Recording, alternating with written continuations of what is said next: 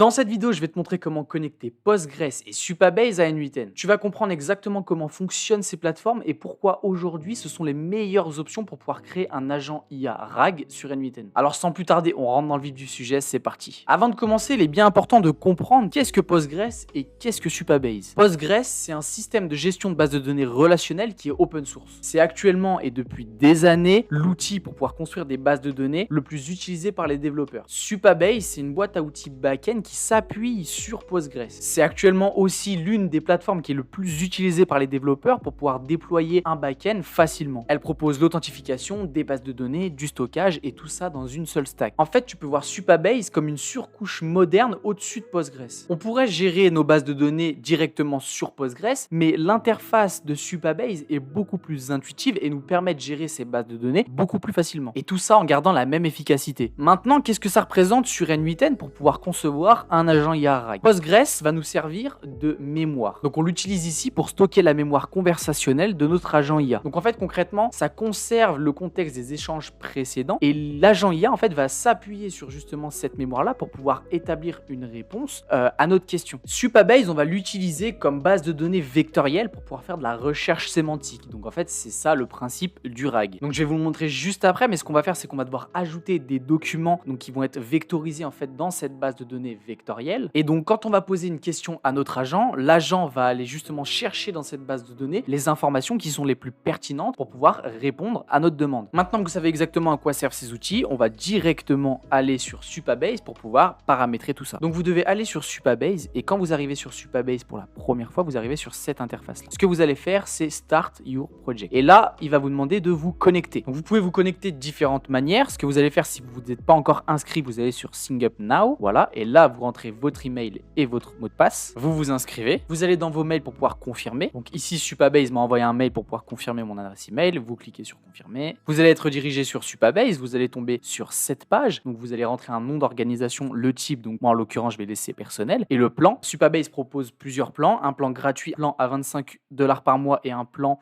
à 600 $ par mois. Pour commencer, le plan gratuit suffira dans la plupart des cas et après vous pouvez upgrader sans problème au plan à 25 $ par mois. Vous créez votre organisation. Ensuite, il va vous demander de sélectionner la bonne organisation. En l'occurrence, vous venez de la créer, il n'y en aura qu'une, donc vous la sélectionnez. Vous rentrez un nom de projet. Donc pour ma part, je vais l'appeler Test YouTube Project, ok. Vous allez rentrer un password database, donc un mot de passe de base de données. C'est important de le garder en mémoire parce qu'on va l'utiliser après pour se connecter à Postgres sur N8N. Vous rentrez ensuite votre région. Donc pour ma part, c'est Paris, c'est en France. Et à partir de là, vous pouvez cliquer sur Create New Project. À partir de ce moment-là, vous allez atterrir justement sur l'interface Supabase et je vais vous montrer tout de suite comment connecter Postgres à N8N. Donc dans un premier temps, vous allez dans Project Setting et vous allez ensuite aller dans Database. Donc comme je vous l'ai dit, Supabase utilise comme base de données les bases de données Postgres. Donc il va falloir qu'on connecte Postgres. Vous cliquez en haut ici sur Connect et c'est ces informations-là qui vont nous servir à pouvoir connecter Postgres à N8N. Ici, dans Type, vous mettez PSQL, voilà. Et c'est la partie Transaction Pooler qui va nous intéresser pour pouvoir connecter Postgres. Donc ici, en mémoire, vous ajoutez Postgres Chat Memory. Et ici, vous allez devoir créer un compte, donc créer un nouveau credential. Moi, pour ma part, je vais l'appeler Test YouTube. Et donc, comme vous pouvez le voir, on a plusieurs informations qui sont à compléter. Donc, l'hôte, database, user, mot de passe, le port aussi. Et donc, tout ça, on va le retrouver sur Supabase. Ici, dans la partie Transaction Pooler, vous pouvez déployer View Parameters. Et ici, on a toutes les infos qu'on a besoin. Donc, ici, on a l'hôte, on a le numéro de port, la database, le user et pool mode. Donc, ça, on n'en aura pas besoin. On a juste à copier tous les éléments et les rentrer dans les bons champs sur N8N. Donc, ici, dans host, on colle le host. Database, ça reste Postgres. Le user, il est ici, donc on le copie. User ici, voilà. Le password, c'est le mot de passe que je vous ai dit de conserver juste avant. Et le port ici, c'est 6543. Ici, 6543. Et donc là, avec toutes les infos qu'on a complétées, normalement, si je clique sur Save, ça devrait fonctionner. Voilà, la connexion a bien été faite. Postgres va conserver la mémoire par rapport à notre Session ID. Donc le Session ID, ça va être l'ID, en fait, ici, que va nous renvoyer le nœud on-chat message. Et la table qui va être créée sur Supabase, donc pour stocker justement ces données-là, ça va être Annotated Chat Histories. Donc si on va maintenant dans Postgres, dans Table Editor, ici, on n'a aucune table. Maintenant, on va faire un test, on va envoyer un petit message à notre agent IA et normalement, il y a une table sur Supabase qui va être créée, Annotated Chat Histories, et où on va voir tout simplement le message que j'ai envoyé. Donc si ici, je lui envoie bonjour, voilà, on va aller voir maintenant dans Supabase, on actualise la page, et donc là, on a bien une table qui a été créée, Annotated Chat Histories, et on aura toujours à chaque fois 2 lignes. Donc la première, ça va être ma demande, donc ici, content bonjour, c'est bien ce que j'ai envoyé, et la deuxième ligne, ça va être ce que l'IA nous a répondu, donc il nous a répondu bonjour, comment puis-je vous aider aujourd'hui. Donc ça veut dire que la connexion a bien été faite, donc pour le nœud Postgres, on est bon. Maintenant, ce qu'on va faire, c'est qu'on va connecter Supabase. Je ferme ici le petit chat qu'on avait ouvert. Dans Tool, on va ajouter Supabase Vector Store. Voilà. On va, comme pour Postgres, créer un compte, donc Create New Credential. On va devoir rentrer un hôte et un service role secret. Je vais vous montrer sur Supabase tout de suite comment faire. Vous allez ici dans Project Settings et dans Data API. Et ici, vous allez retrouver l'URL donc que vous allez rentrer dans hôte. Et ici, vous avez votre service role secret. Copiez l'URL, vous le rentrez ici sur N8N et le service role secret, pareil, vous le reveal, donc vous le révélez, vous le copiez et vous le mettez sur N8N. Et donc vous le collez ici dans service role secret. Et là, si vous faites save, normalement la connexion va être établie avec succès. Maintenant, il faut qu'on crée une table dans Supabase qui va nous servir de base de données vectorielle. Pour ça, vous allez cliquer sur Doc ici, ça va vous ouvrir une page de documentation N8N et ici vous allez cliquer sur Quick Start for Setting Up Your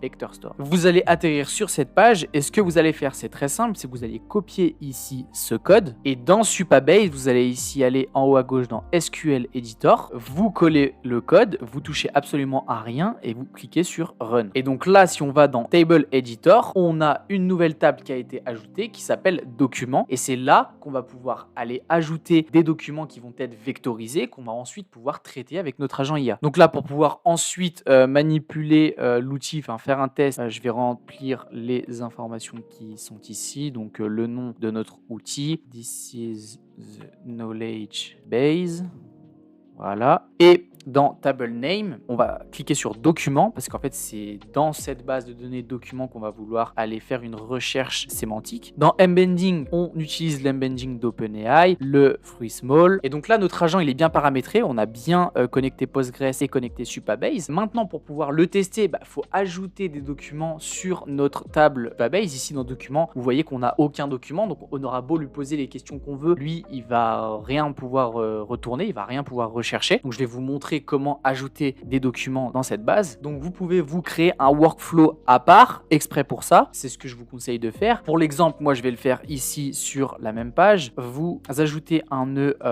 Google Drive, Download File. Dans File, dans From List, vous sélectionnez le bon fichier. Donc moi j'ai préparé un fichier que je vais ajouter qui est le menu du Café de Paris, qui est un restaurant. Si vous cliquez sur Test Step, donc il va nous renvoyer au format binaire le fichier. Donc on peut le voir. Donc voilà, c'est une carte, la carte des boissons. On va faire un test après avec l'agent où je vais lui demander le prix d'une boisson, etc. Et on va voir s'il arrive bien à retrouver les bonnes infos. Maintenant, vous ajoutez un nœud Supabase Vector Store. Et ce qu'on veut, nous, c'est ajouter un document au Vector Store. Donc, add document. Voilà. Table name from list. Donc, nous, c'est la table document sur Supabase sur lequel on va vouloir ajouter ce document-là. Il faut ajouter ici un embedding. Donc, on va à nouveau utiliser OpenAI, le text embedding free small. Et dans document, on va sélectionner défaut data loader, voilà, et ici dans text splitter on va utiliser recursive caractère text splitter. Donc là j'ai retesté le workflow, ça n'a pas fonctionné, j'ai oublié de vous apporter une petite précision. Dans défaut data loader, ici le type of data, vous mettez pas JSON mais vous mettez binary parce qu'on reçoit en input un fichier binaire. Et donc là normalement si je reteste le workflow, ça devrait fonctionner. Donc là voilà, et là si on va sur Supabase, dans document on a bien le dossier qui a été ajouté. Donc là le document, il y a 8 lignes, il a été vectorisé et donc là maintenant si on teste notre agent, donc notre agent qui est ici, si on le teste, il va nous répondre en fonction de ce document qui a été uploadé sur la base de données. Donc ce qu'on va faire, c'est qu'on va lui poser une question auquel on connaît déjà la réponse. Donc si je regarde mon document, si je regarde la carte et qu'on lui demande quel est le prix d'un café expresso, donc c'est 5 €, normalement il devrait nous répondre exactement 5 €. On va le tester, je vais relancer chat. Voilà. Quel est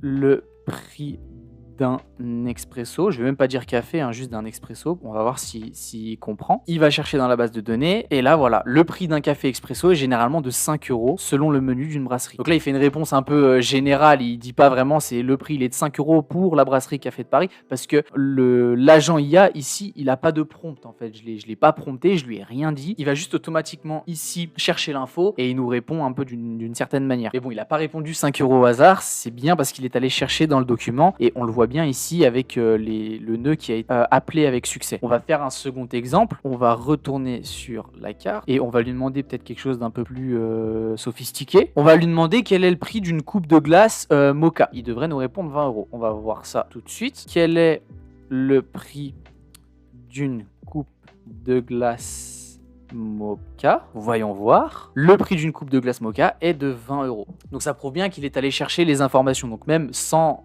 donner de prompt à l'agent, il arrive bien à aller chercher l'info et nous la transmettre. Donc là, je vous ai montré vraiment la structure d'un agent IA RAG avec Postgres et Supabase, comment ça fonctionne. Derrière, vous pouvez uploader dans la base de données grâce à ce workflow-là tous les documents que vous avez besoin. Si vous voulez établir un support client, si vous voulez mettre le menu de votre restaurant, pour un barbeur, le tarif des coupes, etc. Tout ce que vous voulez. Vous avez ensuite plus qu'à réaliser un prompt parfait. Et là, vous allez avoir un agent IA RAG qui va être ultra performant. Dans une des prochaines vidéos, je vous montrerai un cas concret de la manière dont j'utilise cette structure d'agent IA RAG. J'espère que cette vidéo vous a plu. J'espère comme d'habitude vous avoir apporté un maximum de valeur. N'oubliez pas de liker la vidéo si elle vous a été utile et de vous abonner à la chaîne. C'était Lucas, ciao.